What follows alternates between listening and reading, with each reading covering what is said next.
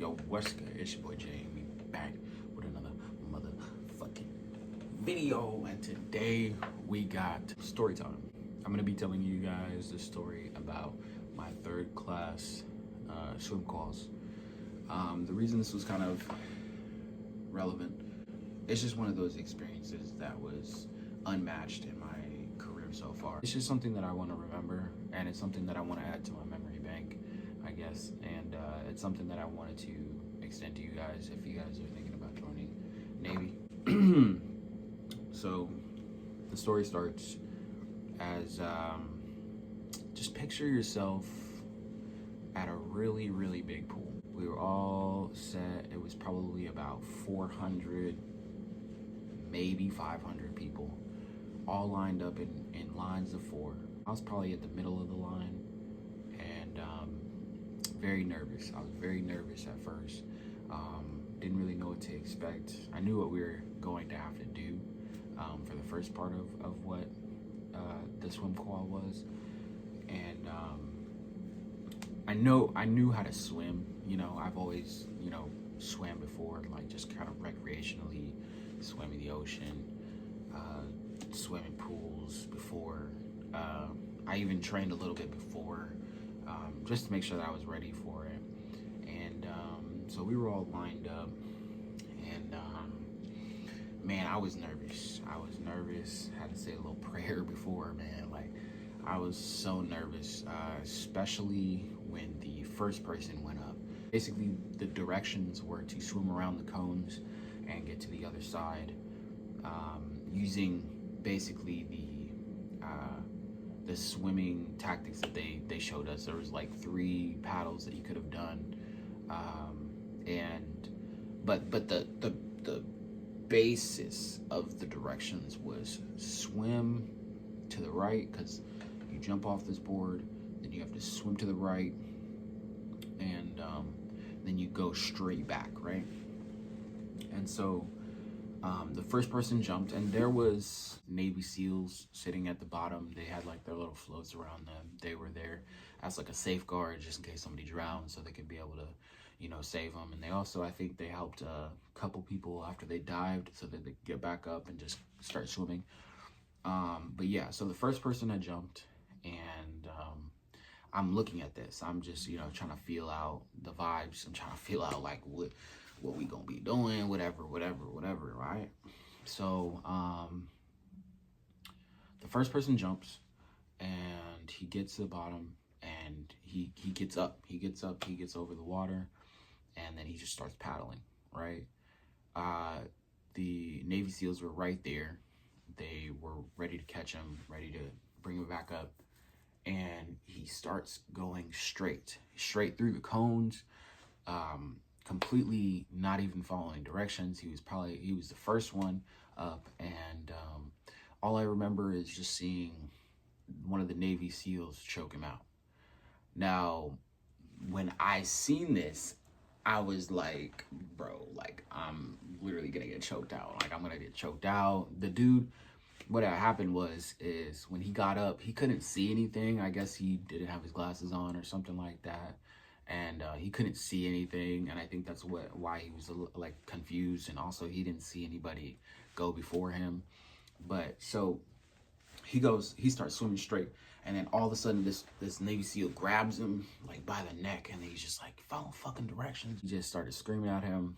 All the chiefs on deck were screaming at him. All the instructors were screaming at him, follow directions, threw him off the track, right? So that's the first person that had happened to jump.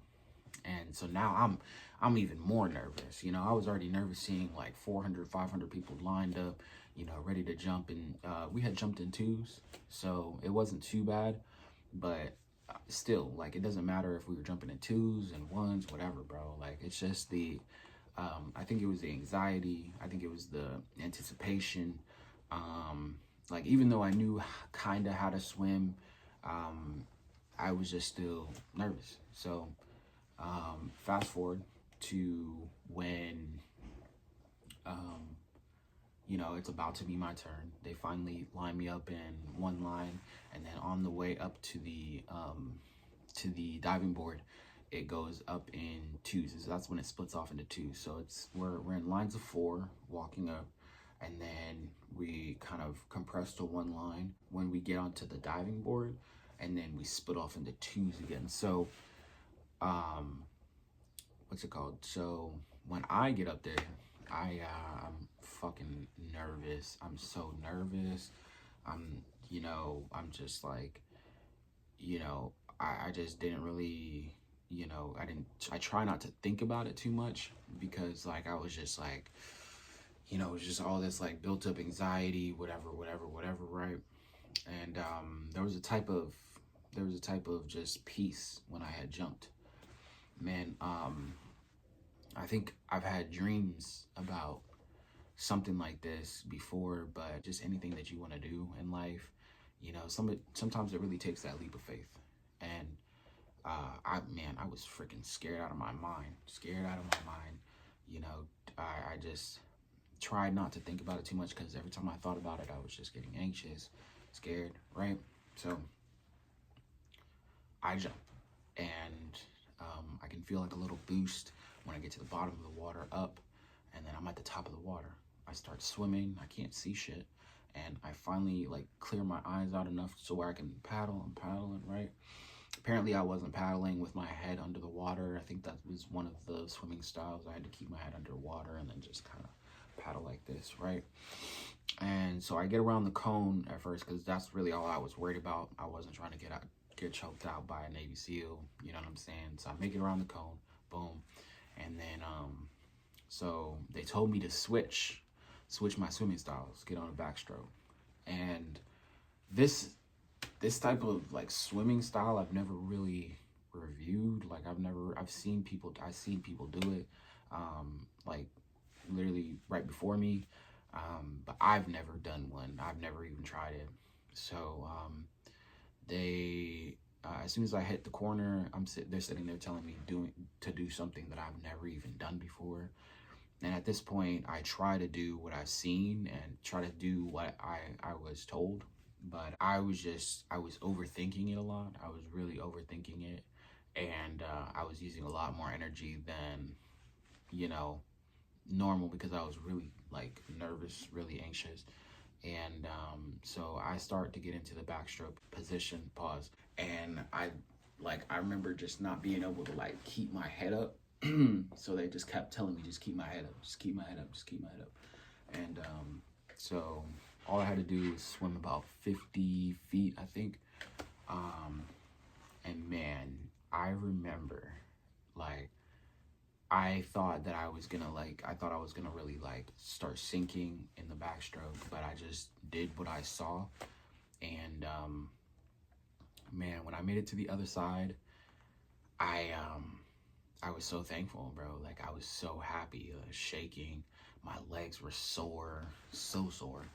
And like I was just so thankful to God that like he got me to that other side, And that was only the first part. So the second part was kind of like a scenario where like if we had to jump off a ship. But the second part we had life vests, and then we kind of formed like a little chain with our arms, and then we just helped each other on a boat. The third part was probably I think actually my fault. That was the third part. And then the second part was actually a 5-minute prone float. Now, thing about me is I don't float, bro. Like I really don't float. And it sounds crazy, but like it was probably the hardest part of the whole entire thing. Like the swimming was meh, because I kind of knew how to swim. But the 5-minute float was probably the hardest thing for me. And this sounds crazy, I know it sounds dumb, but so I get into the water, and I just start swimming. Like I'm just swimming in place, whatever. And just there was like a kind of like a position that they wanted you to have yourself in, like this.